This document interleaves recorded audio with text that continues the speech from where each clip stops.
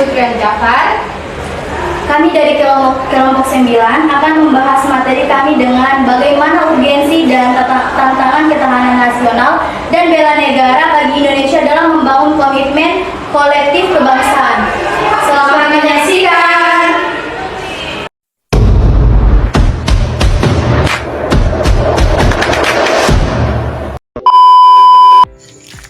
Assalamualaikum warahmatullahi wabarakatuh.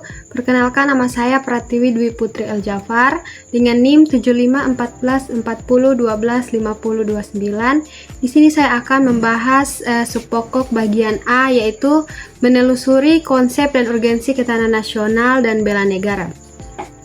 Yang pertama ada wajah ketahanan nasional Indonesia. Gagasan pokok dan ajaran ketahanan nasional adalah bahwa suatu bangsa atau negara hanya akan dapat mempertahankan kelangsungan hidupnya apabila negara atau bangsa itu memiliki ketahanan nasional.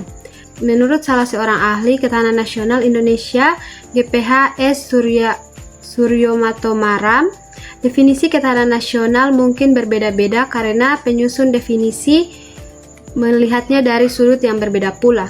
Menurutnya, ketahanan nasional memiliki lebih dari satu wajah. Dengan perkataan lain, ketahanan nasional berwajah ganda, yakni ketahanan nasional sebagai konsepsi ketahanan nasional yang sebagai kondisi dan ketahanan nasional sebagai strategi. Himpunan Lemhanas 1980.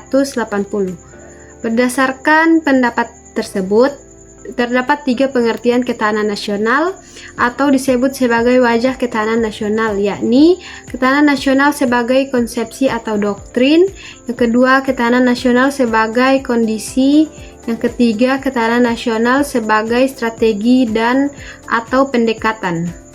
Yang kedua ada dimensi dan ketahanan nasional berlapis selain 3 wajah atau pengertian ketahanan nasional. Ketahanan nasional Indonesia juga memiliki banyak dimensi dan konsep ketahanan berlapis.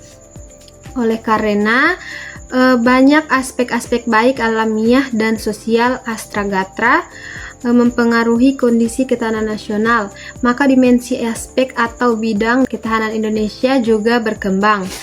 Yang ketiga ada bela negara sebagai upaya mewujudkan ketahanan nasional.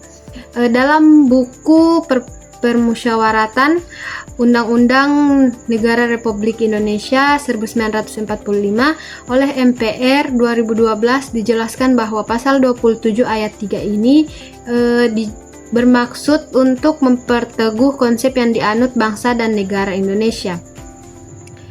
Di bidang pembelaan negara, yakni upaya bela negara bukan hanya monopoli TNI tetapi merupakan hak sekaligus kewajiban setiap warga negara. Oleh karena itu, tidak benar jika ada anggapan bela negara berkaitan militer atau militerisme dan seolah-olah kewajiban dan tanggung jawab untuk membela negara hanya terletak pada Tentara Nasional Indonesia. Itulah presentasi dari saya, lebih dan kurangnya saya mohon maaf. Wabillahi taufik wal hidayah. Wassalamualaikum warahmatullahi wabarakatuh. Assalamualaikum warahmatullahi wabarakatuh. Perkenalkan, nama saya Siti Nazra Bella Kita, NIM 751440125036 dari kelompok 9. Dengan saya akan menyampaikan subpokok bahasan tentang bagian B, menanya alasan mengapa diperlukan ketahanan nasional dan bela negara.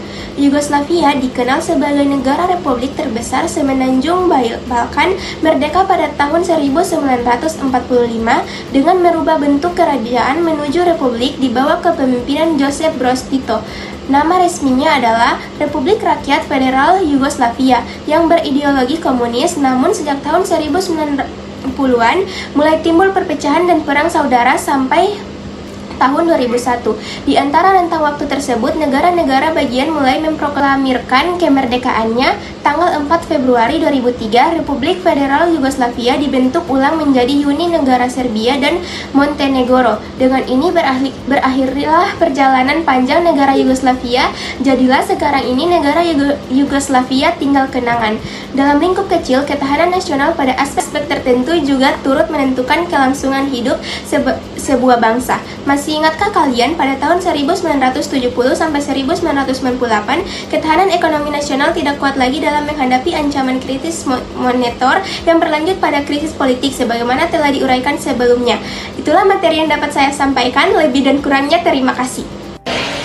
Di sini saya akan membahas materi bagian C, menggali sumber historis, sosiologis, politik tentang ketahanan nasional dan bela negara. Berikut adalah pembahasan materinya. Secara historis, gagasan tentang ketahanan nasional bermula pada awal tahun 1960-an di kalangan militer Angkatan Darat di SSKAD yang sekarang bernama SESKOAD. Masa itu sedang meluasnya pengaruh komunisme dari Uni Soviet dan Cina serta pemberontakan pada 30 September 1965, namun akhirnya dapat diatasi. Keberhasilan bangsa Indonesia menangkal ancaman komunis menginspirasi para petinggi negara untuk merumuskan konsep karena bangsa Indonesia memiliki ketahanan nasional, khususnya pada aspek ideologi. Pemikiran ini dilanjutkan oleh Lemhanas dengan unsur ideologi, politik, ekonomi, sosial, dan militer. Tahun 1969 lahirlah istilah ketahanan nasional yang intinya adalah keuletan dan daya tahan suatu bangsa untuk menghadapi segala ancaman. Tahun 1972 diperluas menjadi ancaman, tantangan, hambatan, dan gangguan atau biasa disebut ATHG dengan asas Asta Gatra pada tahun 1973. Konsep ketahanan nasional dimasukkan ke dalam GBHN sampai akhir GBHN 1998. Sekarang ini pengganti GBHN adalah RPJMN dan tidak lagi ditemukan rumusan tentang ketahanan nasional, namun masih dengan istilah ketahanan pangan. Konsep ketahanan nasional tetap relevan sebab ancaman semakin luas dan kompleks serta non-fisik dan non-militer amat mempengaruhi kondisi ketahanan nasional. Ketahanan nasional dipengaruhi oleh unsur-unsur berupa Astra dan Gatra. Sekarang ini pembahasan tentang Lemhanas Republik Indonesia membuat laboratorium pengukuran ketahanan. Itulah materi dari saya. Wabillahi taufiq wal hidayah. Wassalamualaikum warahmatullahi wabarakatuh. Assalamualaikum warahmatullahi wabarakatuh. Perkenalkan, nama saya Nur Fadil Alkarnain dengan NIM 751440125027. Di sini saya akan menyampaikan pokok bahasan dengan bagian D, yaitu membangun argumen tentang dinamika dan tantangan ketahanan nasional dan bela negara. Pengalaman sejarah Indonesia ini telah membuktikan pada kita pada konsep ketahanan nasional, kita terbukti mampu menangkal berbagai bentuk ancaman sehingga tidak berujung pada pada kehancuran bangsa atau berakhirnya NKRI. Bukti keberhasilan ketahanan nasional Indonesia ini terbukti ampuh melindungi NKRI dari kehancuran. Contoh nyata yaitu pada tahun 1965 berhasil mengatasi ancaman komunisme. Pada tahun 1997 sampai 1998 bertahan dari krisis ekonomi dan politik. Hasilnya itu Indonesia tetap utuh sebagai NKRI dibandingkan dengan Yugoslavia. Negara ini gagal dan terpecah menjadi beberapa negara pada tahun 1990-an. Intinya ketahanan nasional adalah obat mujarab Indonesia tetap bertahan sebagai bangsa yang utuh, tapi harus selalu dipelihara karena kondisinya tidak tetap. Sekian dari saya. Wassalamualaikum warahmatullahi wabarakatuh. Itulah video pembahasan materi dari kami. Semoga bermanfaat. Wabillahi taufiq wal hidayah.